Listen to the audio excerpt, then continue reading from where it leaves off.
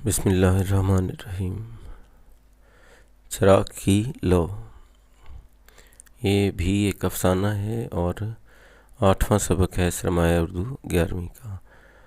इसकी मुसन्निफ़ा हाजरा मसरूर हैं और ये सब अफसाने मेरे, उनके अफसानवी मजमुआ, अफसानों के मजमुआ जो है सब अफसाने मेरे से लिया गया है, माखज़ इसका है। सबसे पहले सबक का खुलासा।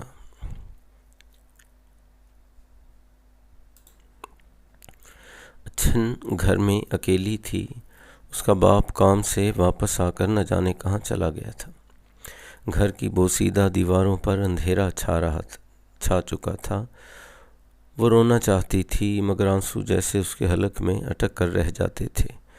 अंधेरे में डूबे घर में उसे यूं महसूस होता जैसे सफ़ेद कपड़ों में लिपटे ढांचे सामने की कोठरी से निकल निकल कर हर तरफ घूम फिर रहे हों। रात तो रात, अब तो दिन को भी उसे यही वहम घेरे रहता। 2 साल पहले ऐसे ही सफ़ेद खड़खड़ाते कफन में उसकी माँ को मरने के बाद लपेटा गया था। तन्हाई और ये वहम, अच्छन बेजान सी होकर चारपाई पर लुढ़क गई। दरवाजे के खुलने और बंद होने की आवाज़ से वो डर गई। है उसका बाप था। दिया सलाई न होने की वजह से चिराग अभी तक नहीं जलाया गया था। बाप ने बीड़ी सुलगाकर दिया सलाई की डिब्बियाँ अच्छन को दी। बीड़ी के धुएं से अच्छन का जी मतला रहा था। बाप को बीड़ी पीने से मना किया तो उसे गुस्सा आ गया। जब से बीड़ी का बंडल महंगा हुआ था वो 24 घंटे में सिर्फ 4 बीड़ियाँ पीता था और अब बेटी ने मना कर दिया। अच्छन बगैर जवाब दिए उठी और स्याह ताक में रखा चिराग जला दिया। खुद ताक के बराबर दीवार से सर टेक कर चिराग की टमटमाती लौ को पुतलियाँ फेर कर देखने लगी। बाप ने बीड़ी बुझाकर कान पर जमा ली। अच्छन को देखा तो बेहिस्सो हरकत खड़ी थी, जैसे दीवार से टिक कर मर गई हो।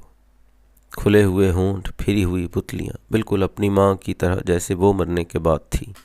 और अब अच्छन का बाप कफन दफन की फिक्र में रोना भी भूल गया था। कहीं से इंतज़ाम न हुआ तो अपने मालिक के पास गया था, जिसने नेकी समझकर 25 रुपए दिए थे। तब कहीं अच्छन की माँ को कफन नसीब हुआ था। अमीर हो या गरीब, सबको एक जैसा ही कफन मिलता है। थान से उतरा हुआ नया सफ़ेद खड़खड़ाता कपड़ा। माँ की तरह अच्छन भी बीमार ही रहती थी। वही ठुसकेदार खांसी, वही हल्का हल्का बुखार।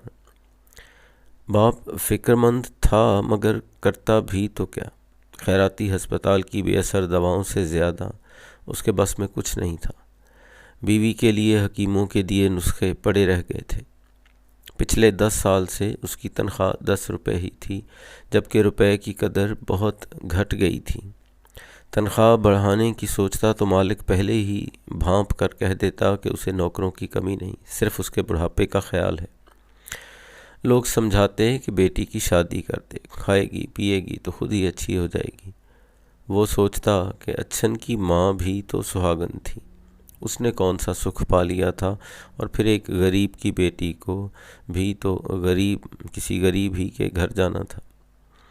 अच्छन को यूं बेजान सी देखकर बाप ने कहा, ठीक है, अब मैं बीड़ी नहीं पीऊँगा। वो जिंदा थी और चाहती थी कि चिराग की लौ बढ़ा दे। बाप ने सोचा कि अच्छन का दिमाग वाकई जल गया है। इतना महंगा तेल और फिर कितनी मुश्किल से मिलता है। ऐसे उजाले से अच्छन का जी उलटता था। वो सोचती रहती कि आखिर उसका बाप इतनी रोशनी पर मुतमईन क्यों था। नुक्कड़ वाले घर में सारी रात लालटेनें जलती थीं, ताक में रखे बराए नाम रोशनी वाले चिराग की तरह उसका बाप भी एक बराए नाम जिंदगी जी रहा था। वो रो रो कर अपने बाप की कनात पसंदी का मातम करना चाहती थी, मगर आंसू तो जैसे उसके हलक में ही अटक कर रह जाते। खुलासा मुकम्मल हुआ।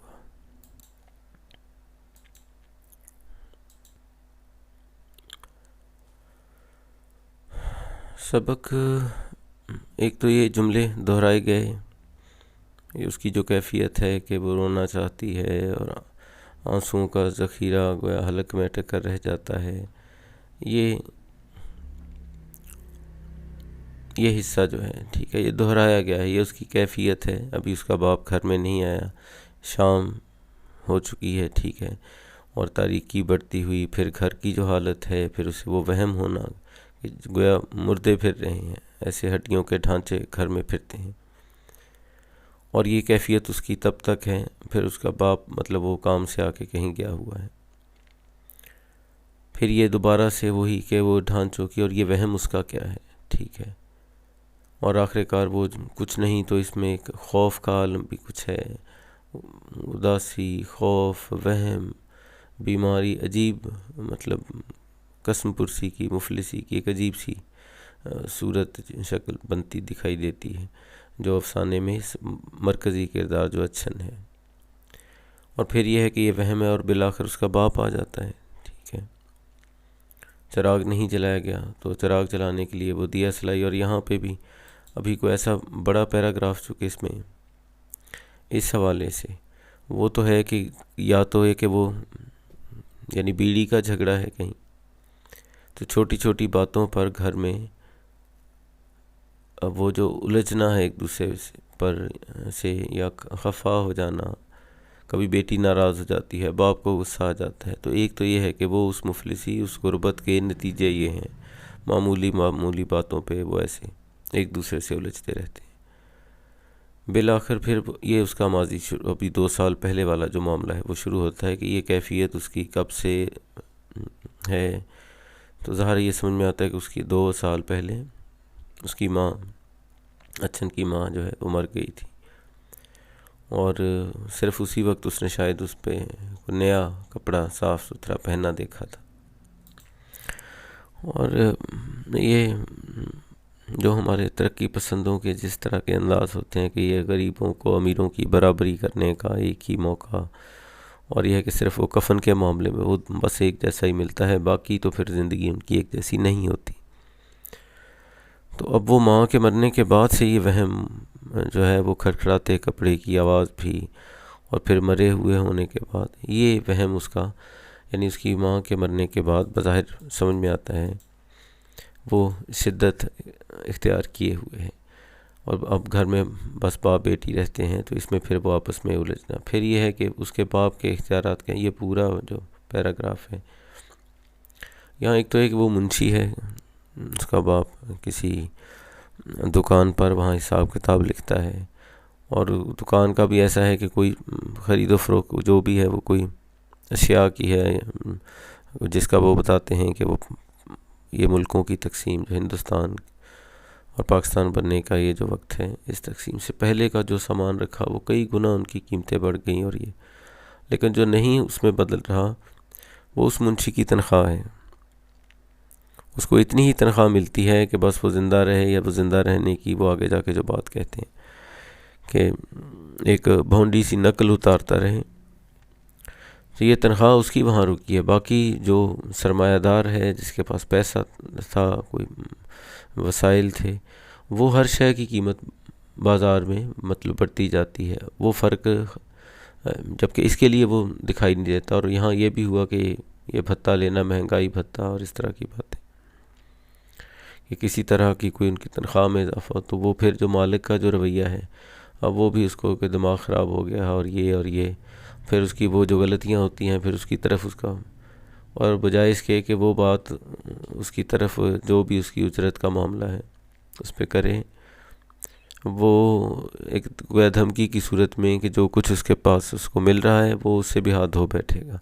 ज़ाहिर है उतने रुपयों में कोई भी जब गुर्बत ज़्यादा हो और अक्सर लोग ऐसे बेरोज़गारी हो, तो कोई भी उसकी जगह लेने के लिए आ जाएगा, जिसके पास उस उतना भी नहीं है तो वो भी आ जाएगा। और फिर उसके बाद उसका क्या होगा इस उम्र में, जबकि वो ऐसी सूरत हाल। तो ये जो है बुढ़ापे का ख्याल यही है कि पता है कि इस उम्र में इसको कौन रखेगा, मतलब उसका ये भी है।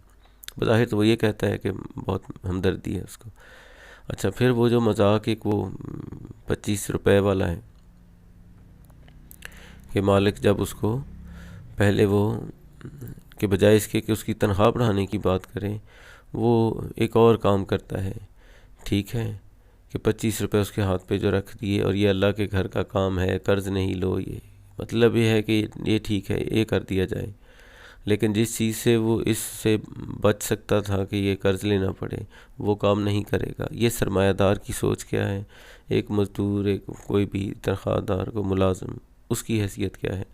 ये पूरा तरक्की पसंदों का जो बुनियादी मौजू है, ठीक है, ये उसी पे चल रहे हैं कि गुर्बत और उसका सबब कौन लोग होते हैं, और वो गुर्बत अगर है तो फिर उससे उनकी ज़िंदगी पे क्या असरात पड़ते हैं। ये सारा इसका मौजू अभी चल रहा था। तो हम उसके बाद अब ये वो बाप को कुछ देर बाद जो सूरत हाल होती है, फिर से ध्यान उसकी तरफ पड़ता है भी वो इस तरह क्यों खड़ी है और क्या होता है। तो इसलिए वो ख्याल है कि कहीं वो उसके बीड़ी पीने के, तो उसने तो यही कर सकता था। अब ये वो जुमला है कि वो खड़ी क्यों है, उसके लहजे में बड़ी आरजू और खुशामद थी। ये उसके जज्बात हैं अच्छन के, वो बस एक आरजू क्या है, और उसके लिए वो लौ बढ़ा दूँ ज़रा, ये अलामती बात है जिसको हम शायद तशरीह वाले में आगे छेड़ेंगे कि उसके ज़रा की लौ बढ़ना, उनकी ज़िंदगी के वो हालात जो हैं उससे निकलना, ये बस एक जैसी चीज़ है। ठीक है, ये अलामती सी बात कि वो एक तरफ चिराग और एक तरफ अच्छन कहें, ठीक है, वो उनकी रोशनी, उनकी ज़िंदगी, उनकी सेहत, वो सब कुछ इसमें एक जैसा है।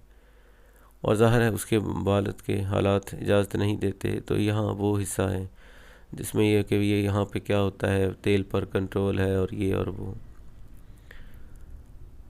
ये ज़ाहिर है ताजरों के और ये सारे सरमायादारों के वो भी हरबे ही होते हैं कि किस तरह से चीज़ों की वो कीमतें बढ़ानी है, महंगाई करनी होती है। तो वो जो हरबे हैं, शैतानी किस्म की सोच होती है, ये दुनियादारों के काम। तो ये हो गया। अब यह है कि ये वसाइल उसके पास नहीं है। अब रह गई आखिरी बात कि अच्छन जो है, ये आखिरी आज का पैराग्राफ भी हम इसी की तशरीह करेंगे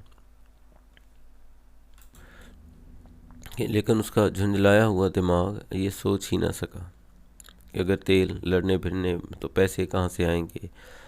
बस ये मामला है जो अच्छन की समझ में नहीं आ रहा, जो उसके बाप को वो रोज़ मतलब उसका उससे वास्ता पड़ता है। वो ये जानता है कि ये मसला क्या है, ये जो रोज़ कहाँ से पैसे इतने कहाँ से लाने हैं, मुयसर हो भी तब भी। और वो घर में रहती है, उसके लिए बस ये सूरत हाल है कि वो चिराग की रोशनी है, उसके लिए वो उसके हालात बताता है कि वो नहीं कर सकता। ये ज़िंदगी उनकी जो बराए नाम बात हो रही थी कि बराए नाम ज़िंदगी, बस उसके बाद तो फिर उसकी वही कैफियत हो गई। उसका बाप जब नहीं आया था, बिल्कुल वो सरे शाम जो मामला था, बस इससे ऐसे अफसाने से होता है कि बाप बेटी का आज एक रात का शाम का वो जो मुकालमा होता क्या है, ये उनकी कुल वो जो है वो गुफ्तगू है। और आखिरकार वही नतीजा जहाँ से बात शुरू होती है, वही खड़खड़ाहट, वही वहम, वही कनात पसंदी, वो जो सोचती है, और यह कि रोया भी नहीं जा सकता हो। तो ये सूरत हाल जो है ये बिल्कुल वही जो सरे शाम थी। उसके बाद बाप बेटी घर में अगर हैं भी, गुफ्तगू होती है, और फिर उसके बाद वही रोज़ के एक दूसरे से वो नाराज़ होकर और फिर वो आज की रात, और ये ज़िंदगी के दिन रात उनके इस तरह से गुजरते हैं। अब ज़ाहिर है ये मौजू जो है कि एक गरीब तबका है, एक सरमायादार है, ये मामले हैं उनकी ज़िंदगी के। और ये चूँकि अक्सरियत जो हैं, अक्सरियत जो होते हैं वो तो इसी तरह के लोग हैं जो यानी इसी गुर्बत की ज़िंदगी गुजारने पर मजबूर हैं। तो ज़ाहिर है ये उनका मौजू है कि उनकी ज़िंदगी के मसाइल। और हाजरा मसरूर ने लिखा है, वो खुद खातून है, एक बेटी होने और एक वो जो घर में एक किरदार, वो समझती हैं उसको कि बेटियां हैं तो उनके दिल में क्या आरज़ू है, वो किस तरह से उनके वो कितनी सादा उसी। ज़ाहिर है हम एक बाप उसका है जिसका हर रोज़ कारोबार में वास्ता पड़ता है, वो बाहर की हकीकी दुनिया जो है, जो बाहर के मसाइल हैं, वो उस नज़रिए से ज़िंदगी को देखता है। वो एक और तरह से, ज़ाहिर एक उम्र है उमंगों की, आरज़ू एक उम्र में इंसान जब वो शऊर पाता जाता है तो वो ज़ाहिर सोचता है, तसव्वुरात ख़यालात उसकी तो कोई हद नहीं है, चाहने में कुछ हद नहीं है। तो फिर उसकी ख़यालात क्या हैं। बस अब बात तो तकरीबन मुकम्मल है, हम तशरीह वाला सवाल जो है वो भी पढ़ लेते हैं आगे। पैराग्राफ जैसे मैंने बता दिया कि अभी हमने यही जो आखिरी से पहले वाला है यही वाला चुन लिया है। सियाको सबाक इसके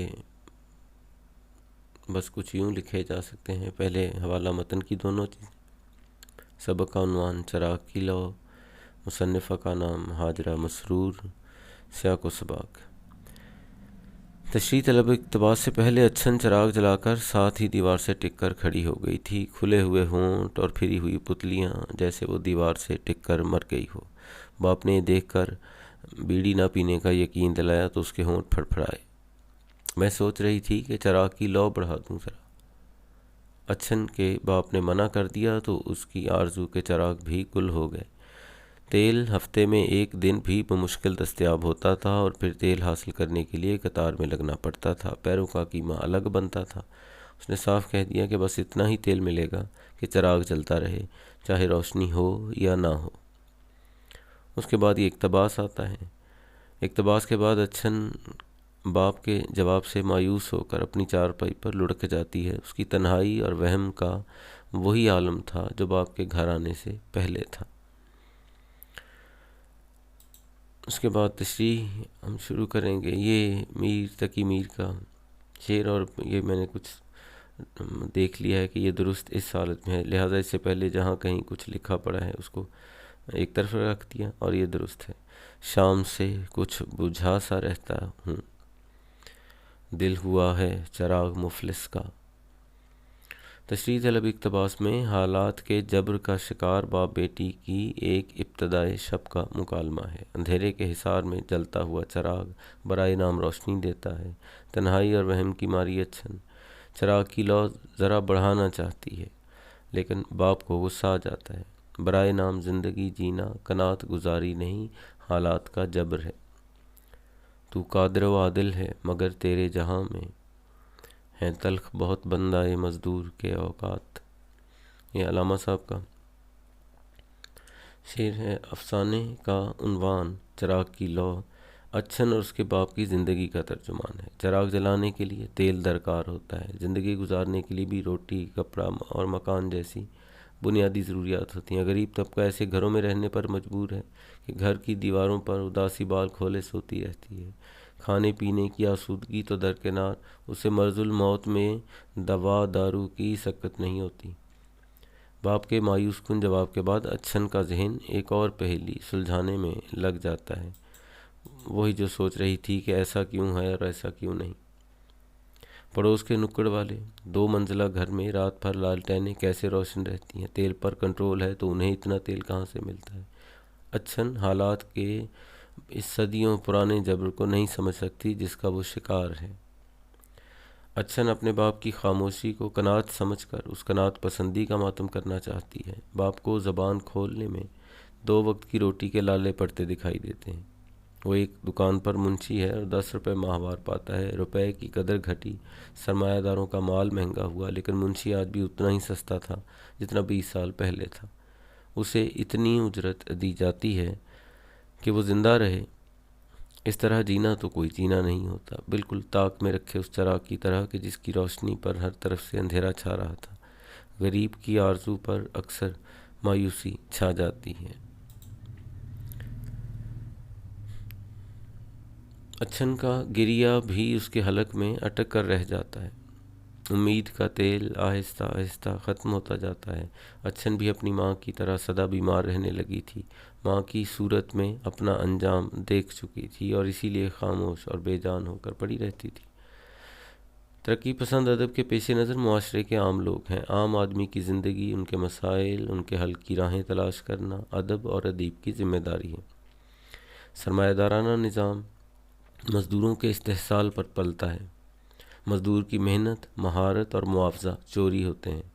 इसी चोरी के माल से अमीर अमीर तर हो जाता है। अलमिया ये है कि वसाइल पर सरमायादारों का कब्ज़ा है जिसे रियासती कवानीन ने तहफ़्फ़ुज़ दे रखा है। अल्लामा की एक नज़्म जो है, नज़्म का हिस्सा वो पहले फ़रिश्तों का गीत आता है और उसके बाद फरमाने खुदा उसका दूसरा हिस्सा जो फ़रिश्तों से है कि अल्लाह ताला फ़रिश्तों से कोई बात फरमाते हैं। मैं पढ़ देता हूँ। बहरहाल इसमें सारे नहीं, जो आसान लगे वो याद किए जा सकते हैं। उठो मेरी दुनिया के गरीबों को जगा दो, काखे उमरा के दरो दीवार हिला दो। काख के मानी होते हैं महल। गरमाओ गुलामों का लहू सोजे यकीन से, कुंजश के फरूमाया को शाही से लड़ा दो। ये कुंजक जो है वो क्या है? चिड़िया। सुल्तानी जमहूर का आता है ज़माना, जो नक्शे कुहन तुमको नज़र आए मिटा दो। सुल्तानी जमहूर का मतलब है अवाम की हुकूमत। वो एक इस्तिलाह है कार्ल मार्क्स की, वो जो है तो ये प्रोलिटेरिएट क्लास जो है, वर्क तबका, मेहनत कश तबका, जब उसकी डिक्टेटरशिप आमरीत कायम हो जाती है। जिस खेत से दहकां को मुयस्सर नहीं रोज़ी, उस खेत के हर खोशाए गंदम को जला दो। दहकान किसान को, और खोशाए गंदम तो समझते हैं सिट्टे जो हैं गंदम के, कि अगर रिस्क नहीं मिलता, उस मेहनत कश कोई नहीं मिलता, तो फिर ऐसे खेत जला देने बेहतर है। क्यों खालिक व मखलूक में हाइल रहें पर्दे, पीराने कलीसा को कलीसा से उठा दो। यहाँ मुराद है कि अल्लाह तक वो पहुँचने के लिए जो है, ये दरमियान में ऐसे मज़हब के नाम पे जो एक समझे कि एक कारोबार है, एक तरह का बहुत सारी जगहों पे, बहुत सारी सूरतों में, जबकि वो खुदा से मिलाने की वो भी ऐसी जो तौफीक है वो भी नहीं रखते। ठीक है, तो ये उनकी बात कलीसा, वैसे ईसाइयों की इबादत का, ईसाइयत की। हकरा बसजूदे सनमा रा बतवाफ़े, बेहतर है चरागे हरमो दैर बुझा दो। चलें, इसको ये याद करना होगा, बाद में देखते। मैं नाखुश व बेजार हूँ मरमर की सिलों से, मेरे लिए मिट्टी का हरम और बना दो। तहज़ीब नबी कारगहे शीशा गरां है, आदाब जुनून शायर मशरक़ को सिखा दो। तहज़ीब नबी से मगरबी तहज़ीब की बात हो रही है। वो शीशा गरों की कारगाह है, और दीवाना जो है वो, उसका कोई पत्थरों से कोई ताल्लुक़ तो होता ही है। फैज़ साहब की एक मुख्तसर सी एक किताब थी, इकबाल फैज़ की नज़र में, और उसमें फैज़ साहब ने जो अपना पसंदीदा शेर जो अल्लामा साहब के दो उसमें कोट किए थे, उनमें से एक यही वाला था। मैं नाखुश व बेजार हूँ मरमर की सिलों से, मेरे लिए मिट्टी का हरम और बना दो। और इसके अलावा ये जो जिस खेत से, ये बात सुल्तानी जमहूर और पहले वाला भी किसी हद तक, ये तीन चार शेर ऐसे, बस अगर वही कि ये जो इनकलाबी सोच रखने वाले तरक्की पसंद अदीब जो हैं, ये सारा फ़िक्र व फ़लसफ़ा अल्लामा साहब ने भी इसकी वो किस तरह से हमायत की, ये क्या है, आपने किस तरह से ये जो ज़ाहरी ज़िंदगी के हालात हैं, ख़ारजी हालात हैं, किस तरह से इनको बदल सकते हैं, और किस तरह बदला जाता रहा है। ठीक है, और उसमें क्या चीज़ें ऐसी हैं जो हदें हैं। ठीक है ना जी, कि जब मज़दूर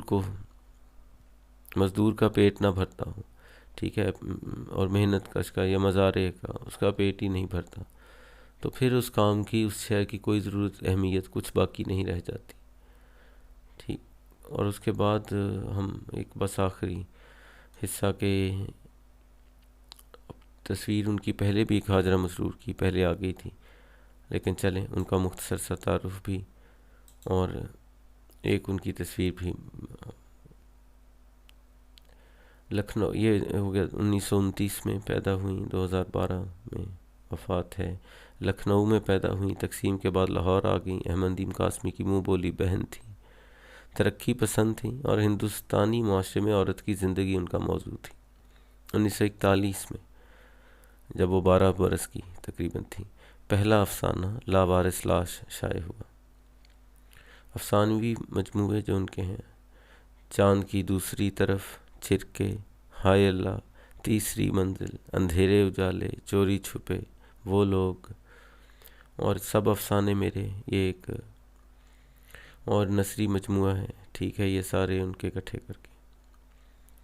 तो बस इसमें याद रखने की बातें उनकी बहुत ज़्यादा नहीं, तो बस इतना सा कि मौज़ूआत क्या हैं और किस फ़िक्र व फ़लसफ़े से या उस मकतब से वो ताल्लुक़ रखते हैं।